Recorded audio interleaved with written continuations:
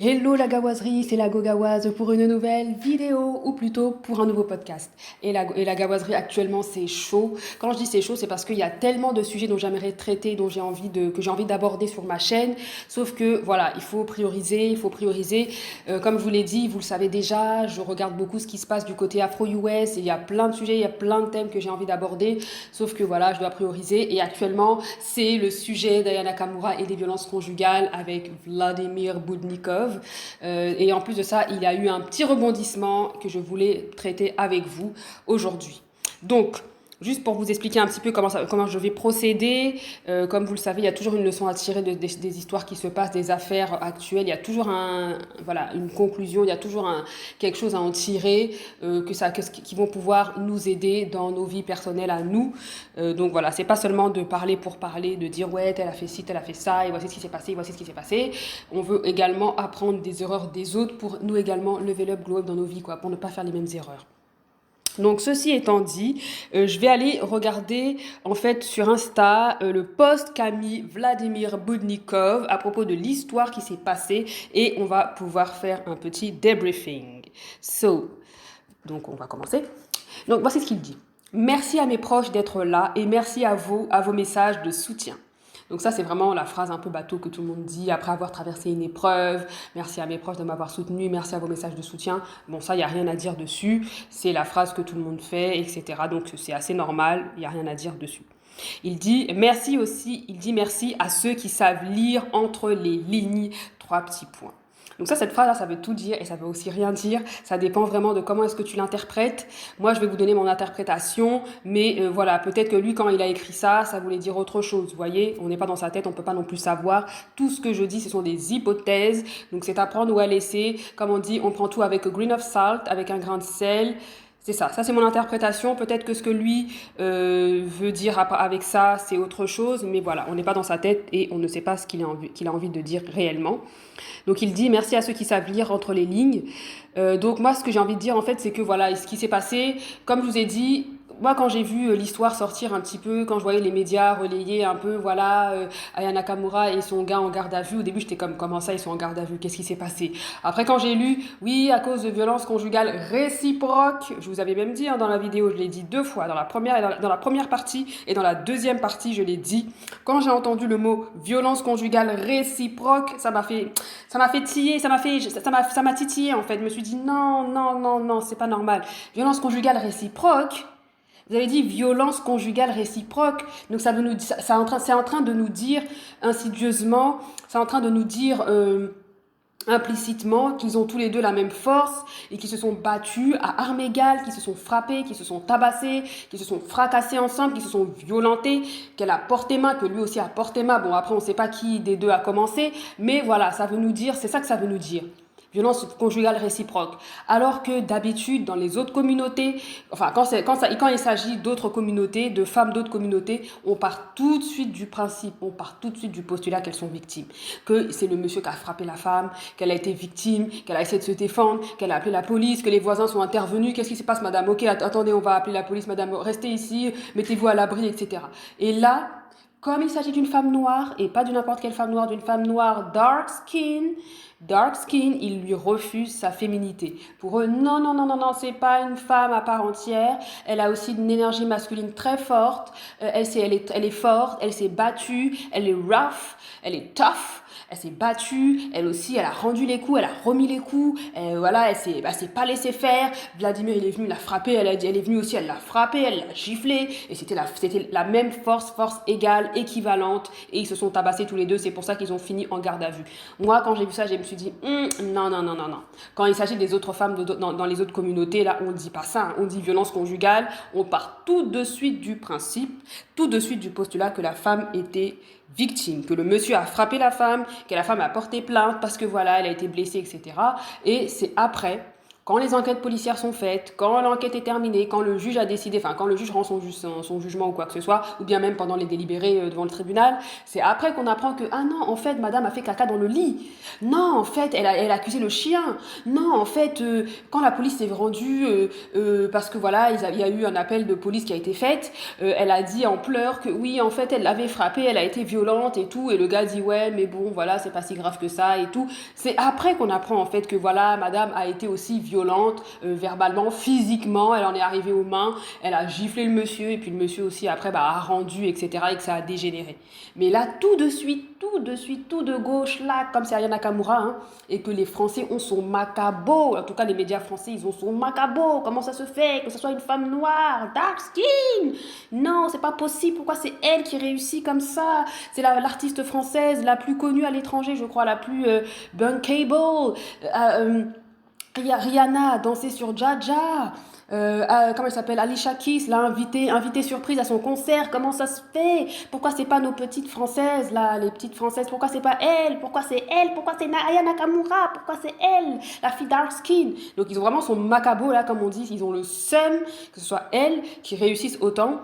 Donc ils attendaient juste l'occasion en fait pour la noyer là comme on dit. Ils attendaient juste l'occasion pour la noyer et ils s'en sont donnés à cœur joie. Alors moi quand il dit merci à ceux qui savent lire entre les lignes, bon c'est mon interprétation. Merci à ceux en fait qui ont quand même un peu plus d'intelligence, qui ont un peu plus de sagesse, qui ont plus de discernement pour savoir en fait que ce qui est dit, il y a du vrai peut-être mais il y a beaucoup de faux. Moi c'est comme ça que j'interprète.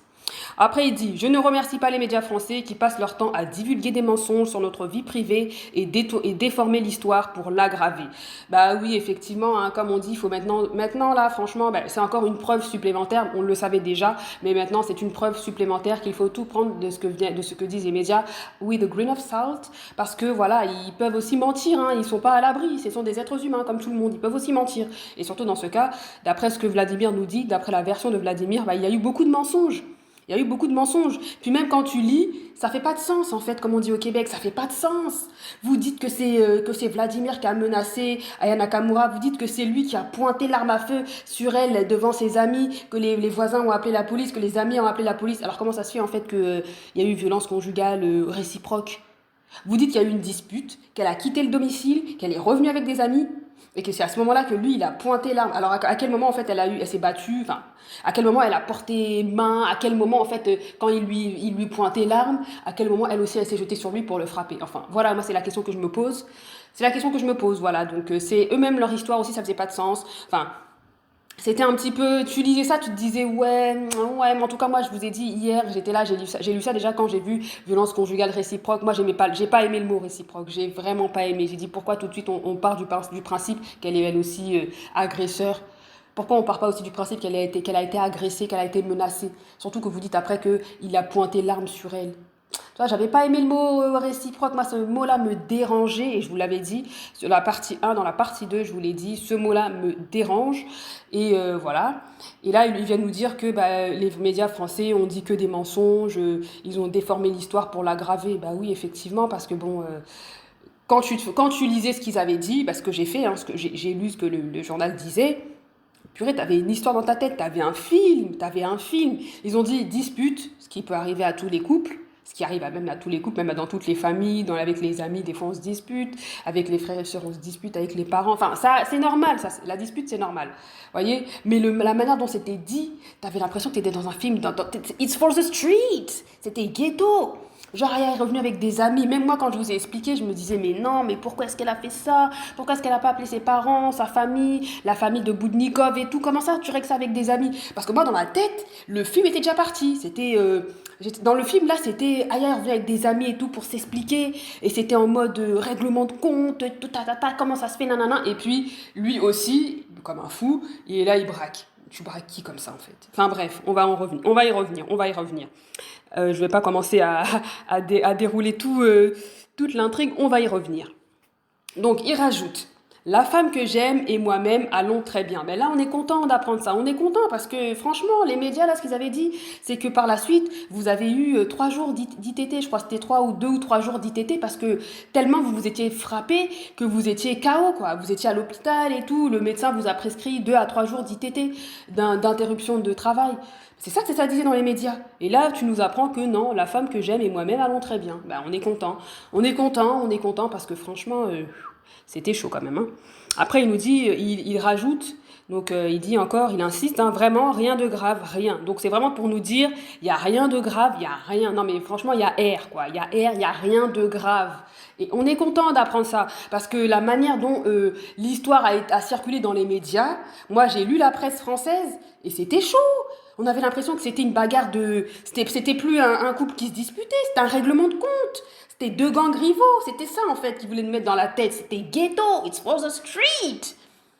C'était des Dusty Ninja qui réglaient des comptes là. C'était ghetto, tuez-vous là. Il y avait des armes en plus, des armes. Ils nous ont dit qu'il a pointé l'arme. Moi-même quand j'ai lu ça, je me suis dit mais attends, on est où là? On est dans Call of Duty?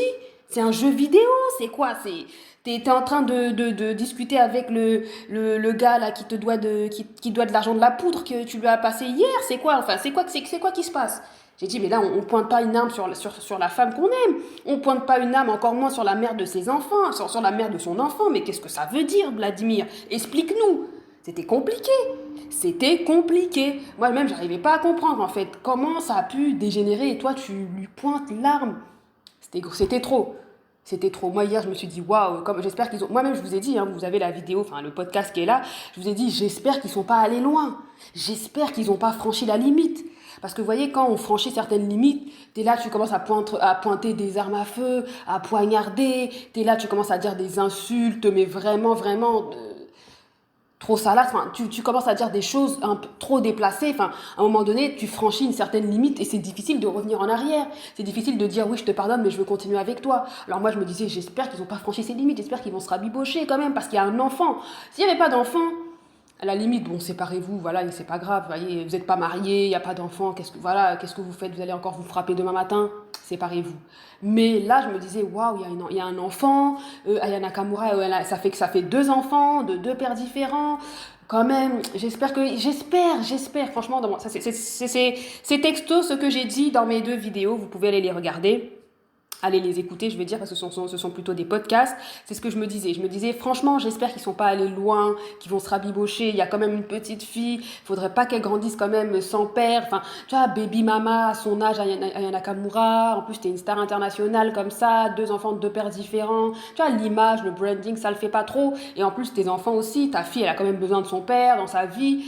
Donc franchement, moi je me disais, j'espère qu'ils sont pas allés loin. Et là, il nous rassure, il dit vraiment rien de grave, rien. Bon là, on est soulagé d'apprendre que, ouf, ils sont pas allés loin, il y a rien de grave, mais vraiment rien. On est d'accord.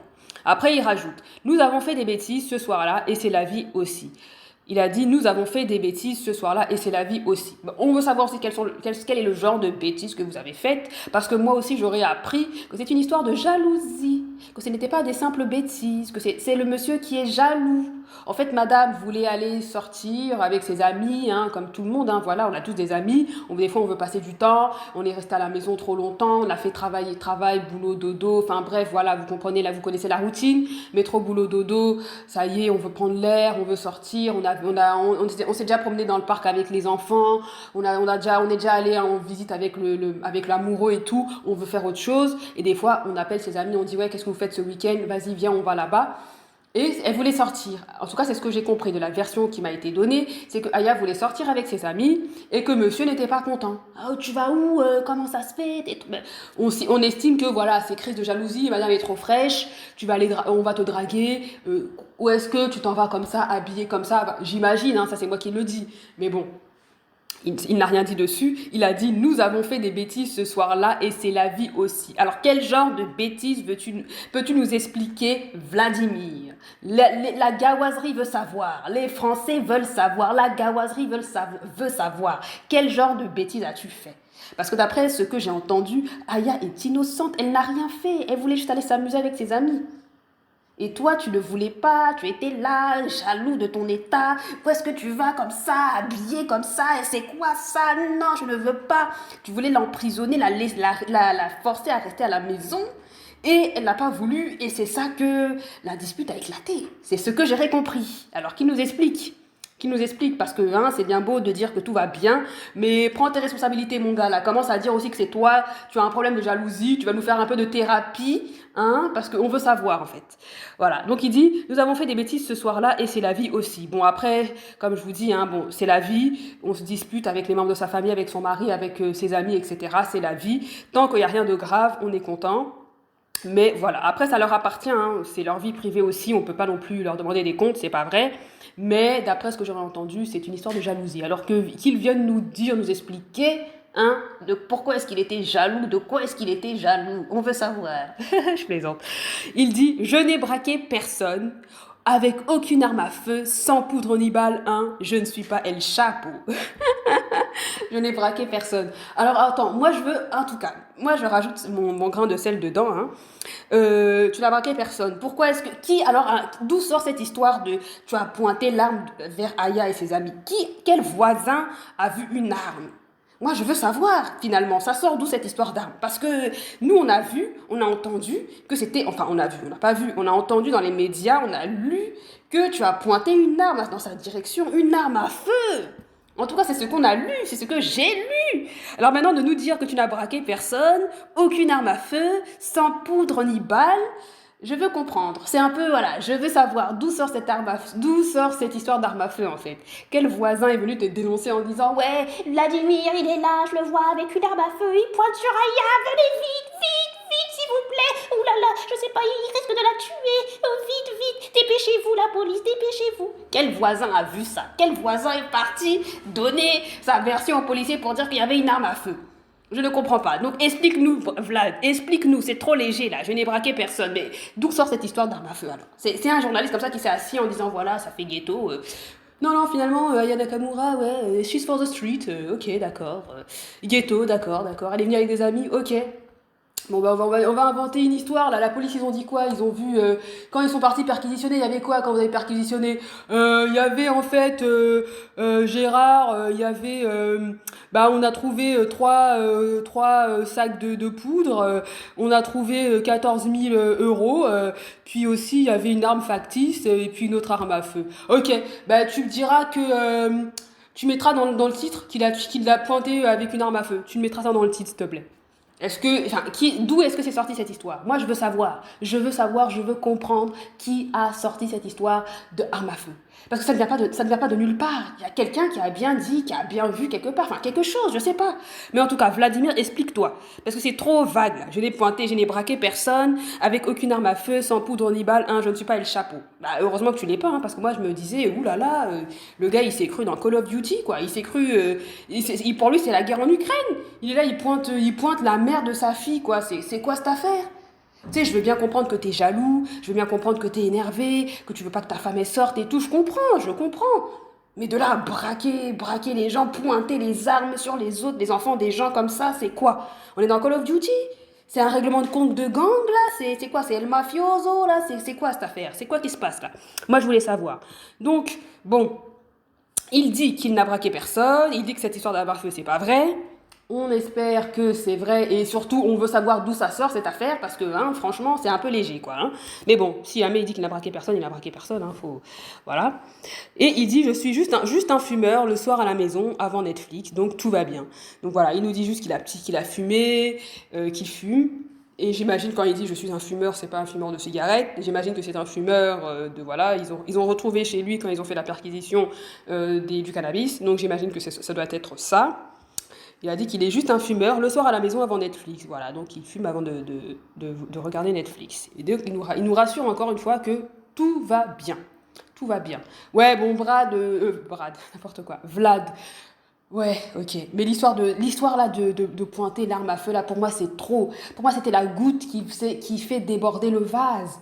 Parce que franchement, hein, si jamais il n'y avait pas eu la fille entre vous, si jamais vous n'aviez pas eu une petite fille, moi j'aurais dit franchement, Yana Nakamura, il faut quitter l'IA. Parce que pointer une arme comme ça, là, on est où? On est où? Même les gangsters, là, ils ont un code d'honneur. Même les mafieux, ils ont un code d'honneur. On pointe pas de l'arme comme ça sur la mère de son enfant. Enfin, il nous a dit qu'il n'a pas braqué Aya, qu'il n'a braqué personne, donc on le croit, même si j'aimerais avoir plus d'explications.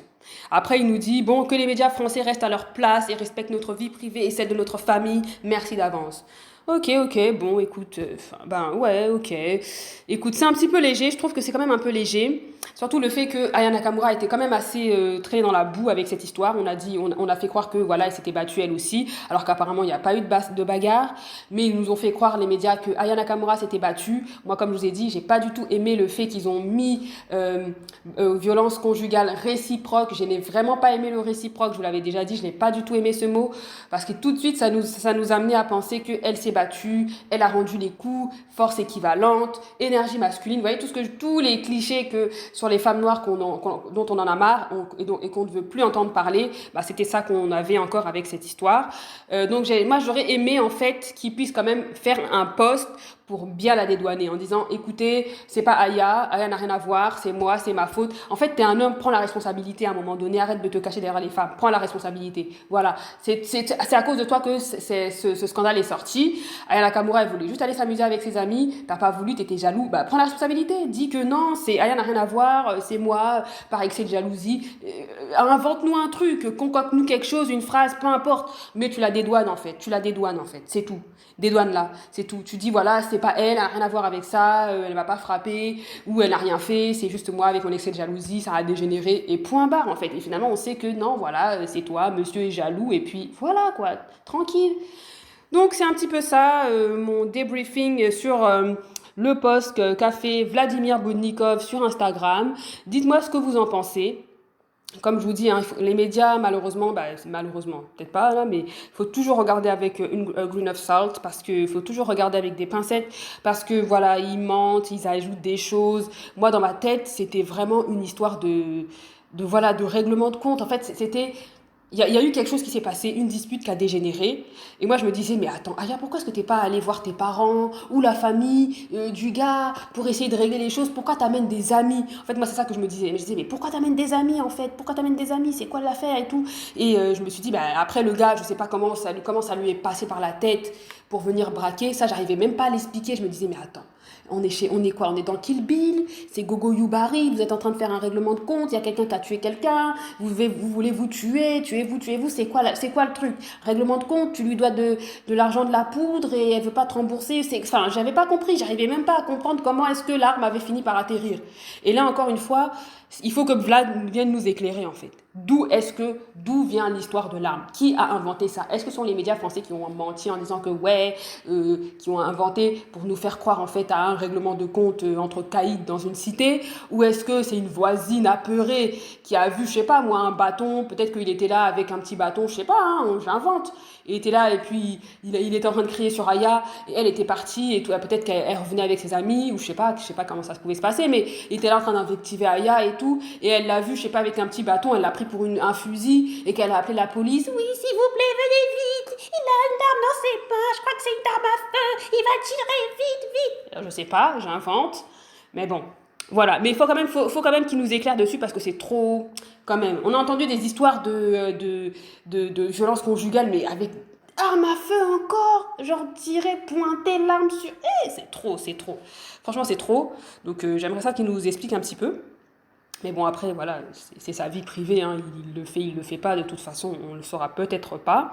Ou peut-être qu'on va le savoir aussi en novembre. Ils vont peut-être nous expliquer exactement qu'est-ce qui s'est passé ce jour-là. Et j'aimerais aussi, voilà, c'est ça, j'aurais aimé, je trouve que c'est un peu léger quand même, c'est un peu léger. Oui, tout va bien, mais prends un peu plus le blâme sur toi en fait, parce que c'est à cause de toi que tout ça est arrivé. Prends le blâme sur toi. Tu vois, prends le blâme sur toi. Dis-nous en fait que voilà, c'est moi qui ai instigé la dispute, j'étais un peu jaloux, je ne voulais pas que et puis voilà, ça a dégénéré. T'as pas besoin de nous expliquer dans les détails. Aya voulait aller en boîte avec ses amis. Finalement, je lui ai dit, tu ne portes pas cette jupe-là, elle était trop courte. Et puis, Aya a répondu que si je vais la porter, peu importe, tu ne me donnes pas d'ordre. Vous voyez, ils n'avaient pas besoin de mettre des détails. Juste nous dire, en fait, que voilà, c'est une dispute de couple, comme il en arrive toujours, avec un excès de jalousie. Ça a dégénéré de par ma faute, mais Aya n'est en rien pour dedans. Enfin, dis-nous, quoi, dédouane-la un petit peu publiquement. C'est ça que j'aurais aimé. C'est un petit peu ça. Donc, ça termine mon débriefing sur ce post qu'il a fait. Dites-moi en commentaire ce que vous en pensez. Commentez, partagez, likez, abonnez-vous surtout. Et on se retrouve pour un nouveau podcast. Bye!